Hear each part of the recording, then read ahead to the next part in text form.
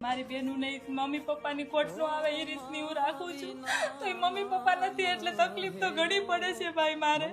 પણ કોઈને કહેવાતું નથી 20 વર્ષ થઈ ગયા ભાઈ મમ્મી પપ્પા ઓફ થઈ ગયા એના ઓહો તો 20 વર્ષથી તમે એવી રીતે આ 20 વર્ષથી અમે એકલા જ રહીએ છીએ કોઈ સમાજ જોવા નથી આવતું કોઈ તમારા બીજું સગા સંબંધી દાદા દાદી કોઈ નથી સમાજમાં તમારા કાકા દાદા દાદી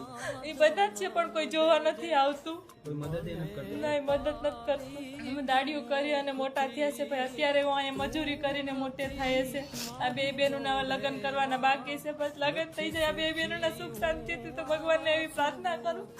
ભાઈ નથી મારે કે કાલ સવારે મારો ભાઈ બાપ થઈને ઊભો રહે